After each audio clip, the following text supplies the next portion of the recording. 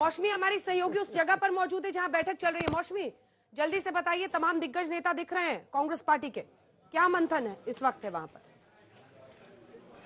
जी अंजना, देखिए अब इस बात की पुष्टि हो गई है कि राहुल गांधी बैठक में मौजूद नहीं है। आपने तस्वीरों में देख लिया, राहुल गांधी बैठक में शामिल नहीं हुए हैं।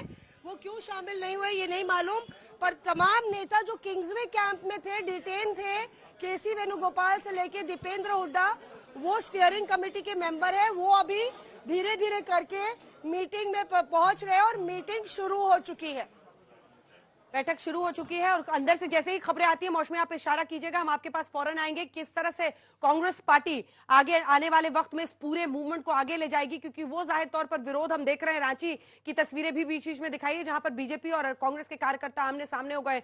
वहीं बीजेपी में आप देखिए, संसदीय कार्य मंत्री प्रहलाद पटेल एक बैठक कर रहे हैं तमाम ओबीसी मंत्रियों के साथ, और यह आरोप लग रहा है कि क्या ओबीसी कार्ड इस पर बीजेपी खेल रही है। उस पर मैं जवाब लूंगी, लेकिन छोटे छोटे प्रश्न। देश में इतनी लूट, हत्या, डकैती, कई तरह के मामले हैं, उस पे कोर्ट का इतने जल्दी एक्शन क्यों नहीं होता है? और इस तरह के मामले में जल्दी मतलब आता है प्रश्न। आप कोर्ट पे बीजेपी से पूछ रहे हैं? जी। अच्छा, राहुल गांधी जब भी प्रेस कॉन्फ्रेंस में आते हैं तो वो नौकरी और विकास पे जरूर बात करते हैं, लेकिन फिर भी उनके इस सारे विकास में से, इस सारे शब्द में से कुछ गलत वर्ड निकाल करके बीजेपी लोग पकड़ लेते हैं। तो क्या आने वाले जो चुनाव होने वाले हैं तो बीजेपी सरकार उस गलत वर्ड को पकड़कर ही चुनाव लड़ेगी या फिर विकास पर भी लड़ेगी? गौरव भाटिया जी, अगर राहुल गांधी बीजेपी ज्वाइन कर लें तो क्या उनके ऊपर से मुकदमे हटा दिए जाएंगे? जवाब।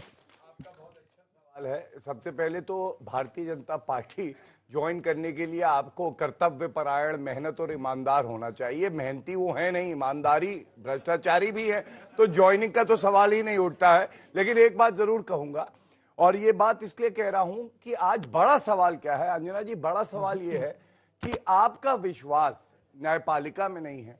मीडिया खत्म हो गया है, वो विदेशी धरती पे कहते हैं, लोकतंत्र खत्म है, ईवीएम खराब है, इलेक्शन कमीशन ऑफ इंडिया काम नहीं कर रही, जनता जो है समझदार नहीं है।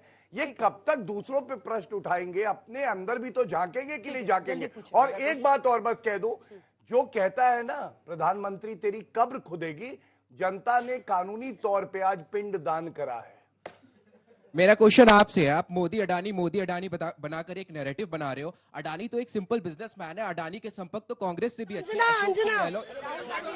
मैडम ने साथ में सिर पे रख दिया था आपने। अशोक गहलोत साहब, बस यार, बस।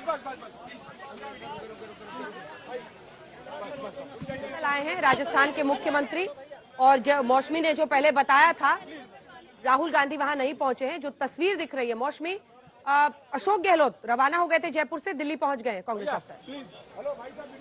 क्या राहुल गांधी भी आ गए? बिल्कुल, अभी अशोक गहलोत ने एंट्री मारी है अंजना, और एक तरीके से शक्ति प्रदर्शन भी है, एक तरह से संकट की घड़ी है, तो अपनी सारी ताकतों को एकत्रित करने की कोशिश भी है। अंकित से हम कहेंगे तो एक बारी तस्वीर दिखाए पूरी, तमाम जो सांसद हैं जो डिटेंशन से रिहा हो रहे हैं वो आ रहे हैं, अशोक गहलोत पहुंच चुके हैं, भूपेश बघेल पहुंचेंगे, और इस तरह से पूरी ताकत को अपनी बटोर कर कांग्रेस लड़ना चाहती है। दिग्विजय सिंह नजर आ रहे हैं, आइए दिग्विजय सिंह से बात करते हैं। दिग्विजय जी, आप लोग कैंप से आ रहे हैं, ये तो बता दीजिए कहाँ से आ रहे हैं आप लोग, कहाँ पे लेके गए थे आप लोग? डिटेंशन से। और वहीं पे आप लोग को खबर आई कि डिस्क्वालीफाई हो गए राहुल गांधी जी। तो आपको अंदेशा था? मालूम था। आपको मालूम था पहले से? जिस दिन से बोलने नहीं दिया उस दिन से मालूम था।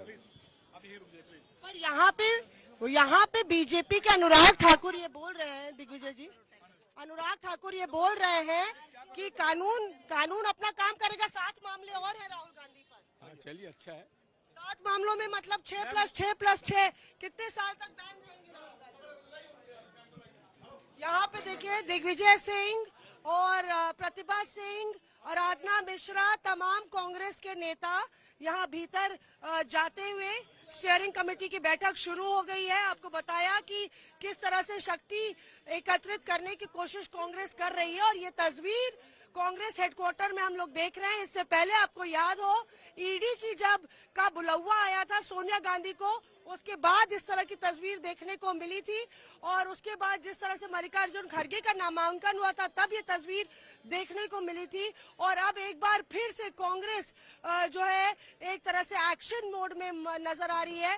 पर जाहिर है कि राहुल गांधी की मुसीबतें और कांग्रेस पार्टी के भविष्य को लेकर जो संशय है कि कौन लीड करेगा, वो संशय लगातार बढ़ता जा रहा है। अंजना, बिल्कुल आप बने रहिए और जैसे ही मौसमी कोई भी खबर वहां से आती है आप इशारा कीजिएगा, हम फौरन आपका रुख करेंगे। छोटे से प्रश्न कीजिएगा आप, मेरा लंबे लंबे नहीं प्लीज। बहुत सिंपल क्वेश्चन है। आप एक गलत नैरेटिव क्यों सेट कर रहे हैं मोदी अडानी? अडानी तो सिंपल एक बिजनेसमैन है और वो बिजनेस राजस्थान में अशोक सिंह गहलोत ने उन्हें बुलाया था, वहां भी बिजनेस हुआ है। तो आप इसको एक गलत नैरेटिव क्यों दे रहे हैं अडानी को कि अडानी मोदी अडानी मोदी अडानी मोदी? हमेशा जब से अडानी आया उसके बाद तो सोलर 6 बिलियन का सोलर एनर्जी का प्लांट लगा है। तो आप इसको एक गलत नैरेटिव क्यों दे रहे हैं? ये मेरा क्वेश्चन आपसे। सर मेरा सवाल आपसे है कि राहुल गांधी जी भारत जोड़ो यात्रा करते हैं, समझ में आता है, अन्य पार्टियों पे मुद्दा उठाते हैं, समझ में आता है, लेकिन बिना सोचे कैसे कुछ भी बोल देते हैं जिससे बाद में आप लोगों को भी उसका परिणाम भुगतना पड़ता है, उनको भी भुगतना पड़ता है। अंजना जी, कई प्रश्न छोटे छोटे।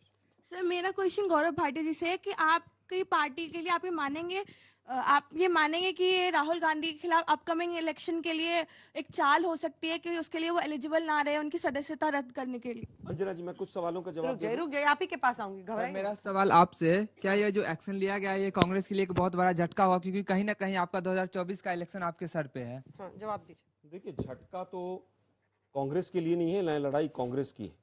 झटका देश के लिए होगा, भारतीय लोकतंत्र के लिए झटका है।